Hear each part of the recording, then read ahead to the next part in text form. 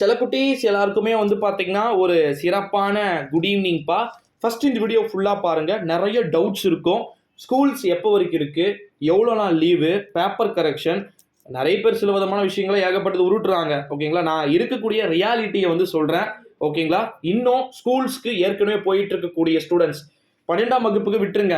ஓகேங்களா, ஏன் 12ஆம் வகுப்புக்கு வந்து நான் விட்டுருங்க அப்படின்னு வந்து சொல்கிறேன் அப்படின்னா, நம்முடைய 12th ஸ்டாண்டர்ட் இருக்கீங்க பார்த்தீங்களா, அதாவது 12ஆம் வகுப்பு மாணவ செல்வங்கள் 3 மாதம் லீவ், கெட் அவுட் அப்படின்னு சொல்கிற மாதிரி உங்களை வெளியே அனுப்பிச்சிடுவாங்க. உங்களுக்கு பிரச்சனை இல்லை.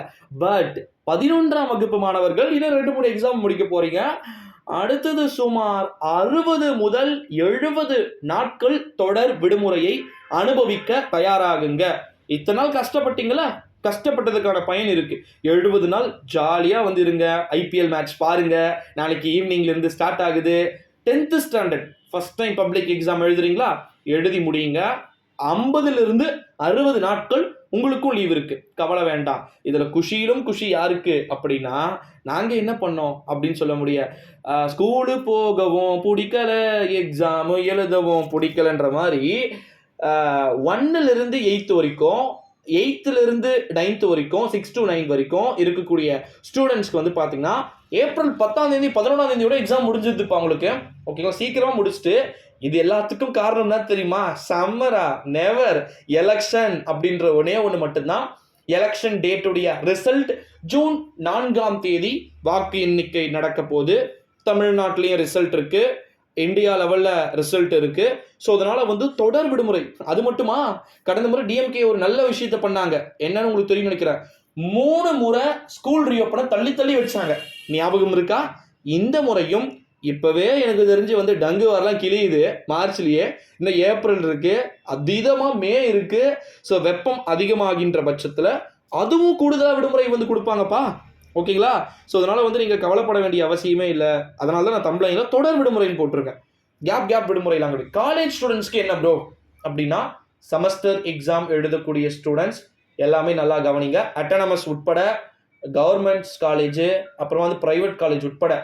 ஃபர்ஸ்ட் வந்து இப்போ ரம்ஜான் பண்டிகை வருது, தமிழ் புத்தாண்டு வருது, தெலுங்கு வருட பிறப்பு வருது, எல்லா ஃபெஸ்டிவல்ஸும் லைன் கட்டி வருது. ஓகேங்களா, இதனால college students also project, practical, model practical, sem practical also, நல்லா புரிஞ்சுக்கோங்க, எல்லாத்தையுமே ஏப்ரல் 10 அல்லது 12ஆம் தேதிக்குள் முடிக்க ஹையர் எஜுகேஷன் டிபார்ட்மெண்ட் அறிவுறுத்தி இருக்கிறாங்க. சரி ப்ரோ, அப்போ 10ஆம் தேதிக்கு மேலே லீவான்னு கேட்டிங்கன்னா, டெஃபினெட்லி லீவுங்க. ஸ்கூல் ஸ்டூடெண்ட்டுக்கே வந்து ஏன் ஏப்ரல் 10க்கு மேலே நான் லீவுன்ற கான்செப்ட் சொல்கிறேன்னா, தொடர் விடுமுறை ஆயிடுது. ரம்ஜான் சாட்டர்டே சண்டே, தமிழ் வருஷ பிறப்பு சாட்டர்டே சண்டே அப்படின்னு தொடர்ந்து நிறைய லீவ் வந்துருக்கு. அதனால இடையில அந்த 1 நாள் 2 நாள் வரதுக்குலாம் வாய்ப்பு இல்லை. தொடர்ந்து விடுமுறை விடு. ஏன்னா ஏப்ரல் 19 எலெக்ஷன் ரிசல்ட், 18 17 என்ன நடக்கும்?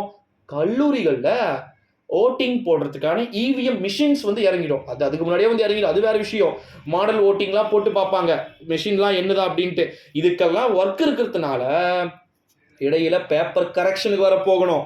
ஓகேங்களா, அந்தந்த விஷயங்கள் கரெக்டாக இருக்கிறதுனால ஸ்கூல்ஸோ காலேஜஸோ இன்னும் 2 வாரம் தான் இந்த அப்டேட்ஸ்லாம். அதுக்கப்புறமா வந்து எல்லாருக்குமே லீவு தான். காலேஜ் ஸ்டூடெண்ட் அப்போ செம்ம எப்போ ப்ரோ எழுதுவீங்க அப்படின்னு வந்து கேட்டிங்கன்னா, ஏப்ரல் 19 எலெக்ஷன் டேட்டு என்ன கிழமை? வெள்ளிக்கிழமை. அப்போ 20 21 சாட்டர்டே சண்டே. அடுத்த மாதம் ஏப்ரல் 22ஆம் தேதிக்கு மேலே உங்களுக்கு செமஸ்டர் எப்போ வேணால் ஸ்டார்ட் ஆகலாம். அப்போதிலிருந்து எலெக்ஷன் டேட்டுக்கு 1 வாரத்துக்கு முன்னாடி வரைக்கும் நடந்து முடிச்சுட்டு உங்களையும் பேக் பண்ணி மே எண்டோட அமுச்சு விட்டுருவாங்க. அவங்கள அமுச்சு விடுவாங்க, உங்களை மறுபடியும் இழுத்துப்பாங்க ஸ்கூல் ஸ்டூடெண்ட்ஸை. புரிஞ்சுக்குதுங்களா? இதுதான் கான்செப்ட். சரி ப்ரோ, ஆல் பாஸ் உறுதின்னு தம்ப்ளைன்ல போட்டிருக்கீங்களே, இதற்கு இடையில தான் பேப்பர் வேல்யூவேஷன், காலேஜ் ஸ்டூடெண்ட்ஸ்க்கான எக்ஸாம்ஸு, லீவ் அனௌன்ஸ்மெண்ட்டு, அங்கே எலெக்ஷனுக்கான காசு, பிரச்சாரம், ஐபிஎல், மழை எல்லாமே சேர்ந்து இந்த ரெய்னி சீசனை ரொம்பவே ஒரு பர்ஃபெக்டான வெக்கேஷனாக வந்து இந்த முறை இருக்கும் அப்படின்னு சொன்னால் அதில் மாற்று கருத்துக்கே இடம் இருக்காது. ஸோ இந்த வீடியோவை உங்கள் ஃப்ரெண்ட்ஸ் அண்ட் ஃபேமிலிக்கு ஷேர் பண்ணுங்கள். ஏன்னா இன்ஃபர்மேஷன் தெரிஞ்சுக்கணும், எல்லாருக்கும் சேர்ந்த ஒரு இன்ஃபர்மேஷனாக வந்திருக்கு. ப்ரோ, ஆஃபீஸ் போகிற எங்களுக்குலாம் என்ன அப்டேட் இருக்குன்னா, 19ஆம் தேதி 1 நாள் கண்டிப்பாக லீவ் இருக்குது. அதுக்கு முன்னாடி கூட லீவ் விடலாம். ஸோ வெயிட் பண்ணி பாருங்கள். நிறைய ஹாலிடேஸ் வந்திருக்கு, ரம்ஜான், தமிழ் புத்தாண்டுன்னு. அடுத்தடுத்த அப்டேட்ஸில் பார்க்கலாம்.